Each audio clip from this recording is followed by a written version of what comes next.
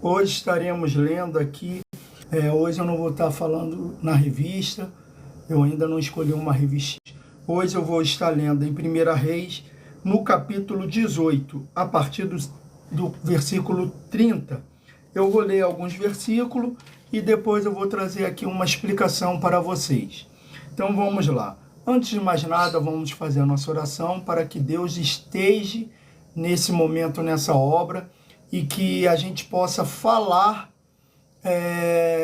que Deus possa falar conosco, no nome santo de Jesus. Pai, em nome de Jesus, entrega essa palavra em Tuas mãos, peço-lhe que o Senhor fale conosco, não permita que nada de mal nos aconteça, mas que o Senhor venha falar conosco. Nos ensina a Tua palavra e nos dá o Teu ensinamento, para que a gente possa falar para aqueles que ainda não Te conhecem.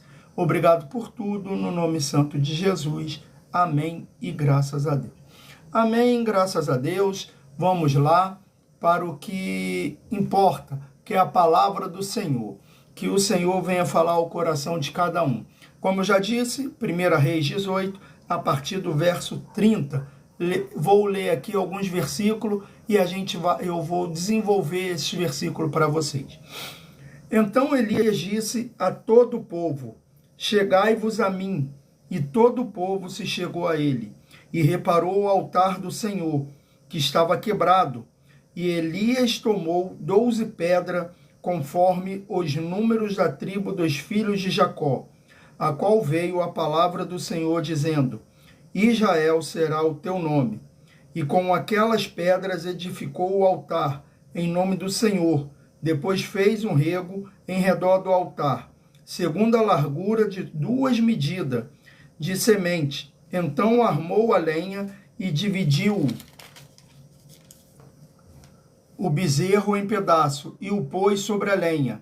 E disse: enchei de água 4 cântaros e derramai sobre o holocausto e sobre a lenha. E disse: fazei-o segunda vez. E o fizeram segunda vez. Disse ainda: fazei-o terceira vez. E o fizeram terceira vez. De maneira que a água corria ao redor do altar e ainda até o rego encheu de água.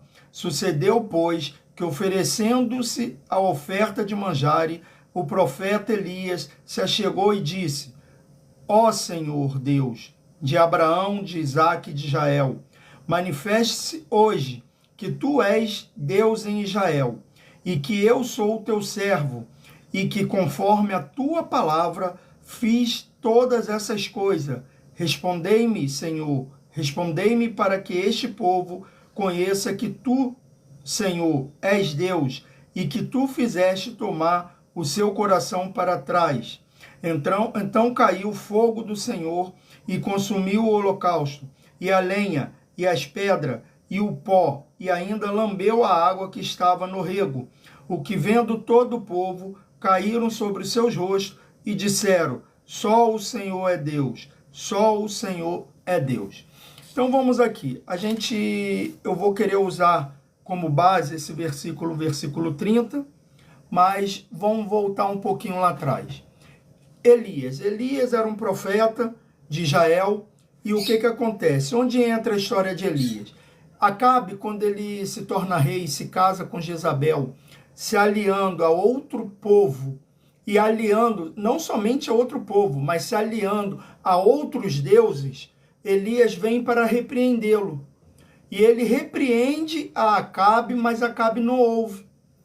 Acabe, por mando de Jezabel, não impede que ela mande matar os profetas do Senhor. E quando Elias vê aquilo, Elias vê que Acabe se bandeou para outros deuses, deixando o Deus de Israel para trás, dando as costas para o Deus de Israel e se aliando a deuses que não são, que são falsos deuses. O que Elias fala para Acabe? Você está se aliando a Deus que fala que é da fertilidade, que é disso, é daquilo. O nosso Deus, ele é único, ele é Deus de tudo. Ele não é um Deus dividido, ele não divide as suas tarefas, aquilo que ele tem que fazer com ninguém. Ele não divide, o que é dele com ninguém. Então Deus, ele não é só Deus do amor, Deus da paz. Não, ele é Deus de tudo. Só que os povos antigos dividiam e dava para cada Deus uma função. E o que acontece? Então Elias vai desafiar Acabe falando, ó, sob a minha palavra, durante 3 anos e meio não vai chover em Israel. E ele sai. E com isso, Deus manda que Elias fala assim, Elias, eu ouvi a tua palavra, eu ouvi o que você disse, então, ó, é como se Deus estivesse falando, eu vou assinar embaixo, porque eu vou fazer que isso aconteça. Durante 3 anos e meio, em todo Israel não vai ter água, não vai ter chuva, não vai ter orvalho, não vai ter nada. Eles vão passar sede, vão passar necessidade. E aí o que acontece? Deus manda que Elias vá para o ribeiro. E lá no ribeiro, Deus fala, ó, lá eu vou te alimentar. Lá tem água, eu vou mandar os corvos trazer pão e carne para você. Não se importa. Vai ter seca em Israel, mas você ainda vai comer e vai beber água. Quando aquela água acaba, aí Deus manda que Elias retorne.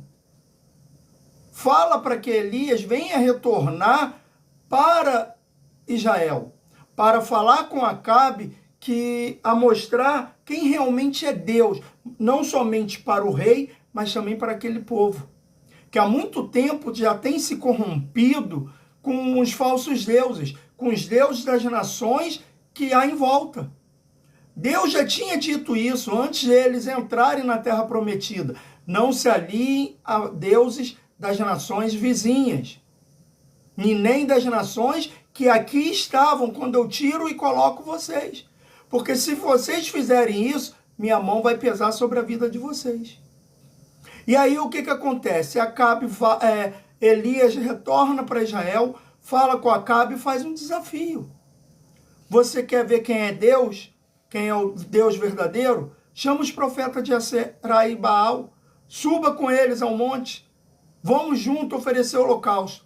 O Deus que responder com fogo, esse é o Deus, é o verdadeiro Deus. E com isso, o que acontece? Eles se reúnem. Ele fala, ó, vamos fazer aqui um altar. Tem aqui 2 bezerros. Um é eu vou oferecer para Deus e o outro vocês oferecem para o Deus de vocês. E aqui a Bíblia vai contar que aqueles profetas, eles se cortavam, gritavam, e nada de Baal e Aserá responder. De tanto que Elias até zombou deles. Falou, ó, grita mais alto. De repente ele está dormindo, ele não está ouvindo. Pô, grita mais alto. De repente ele está fazendo alguma coisa que ele não possa parar para fazer agora o que vocês estão pedindo. Ó, de repente o seu Deus foi viajar. É por isso que ele não está respondendo. E aqueles homens já exaustos, aqueles profetas já exaustos, e o Deus deles não terem respondido, Elias vai e falou, opa, agora é comigo. Agora é comigo. Aí é o ponto central desse versículo 30, porque é aquilo.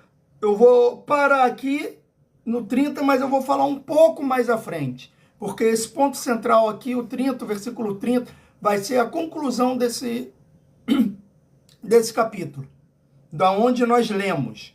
Então, o que acontece? Elias manda deitar água 3 vezes no altar, até encher todo o altar. E detalhe, ele manda botar água num lugar que está sem água. Ele manda trazer água de um lugar que está sem água, que aquele povo ofereça aquilo que eles não têm. Entendeu? Quando a gente olha aqui, a gente vai ver que aquele povo está oferecendo aquilo que não tinha. Se você quer chamar a atenção de Deus, muitas das vezes você não... Quer dizer, você não é muitas vezes não. Você não tem que oferecer aquilo que você tem, mas sim aquilo que você não tem. Se aquele povo está passando sede, como é que Elias pede água? E ainda pede 3 cântaros.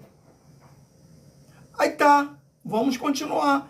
Nós vamos ver que Elias faz todo o ritual, o fogo desce do céu, queima o holocausto, queima a oferta que Elias ofereceu, queima tudo. O altar, queima pedra, queima pó, queima tudo. Queima água, não sobra nada.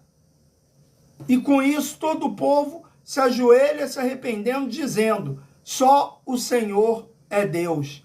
Só o Senhor é Deus. E sabe o que eu quero dizer aqui? Nesse versículo, o porquê que eu deixei o versículo 30 por último, para dar a conclusão? Porque todos nós queremos vitórias. Todos nós queremos fogo de Deus. Todos nós queremos que Deus haja na nossa vida, traga cura, traga libertação para nós, a nossa família, nossos filhos, nossa casa. Queremos porta de emprego aberta, queremos as bênçãos do Senhor. Mas olha, para que tudo isso, o fogo de Deus tivesse descido, olha o que Elias fez. Olha o que Elias fez primeiro. Então Elias disse a todo o povo: chegai-vos a mim. E todo o povo se chegou a ele e reparou o altar do Senhor que estava quebrado. Se você quer o poder de Deus, quer as maravilhas de Deus, as libertações, as curas de Deus na sua vida, primeiro conserta o altar.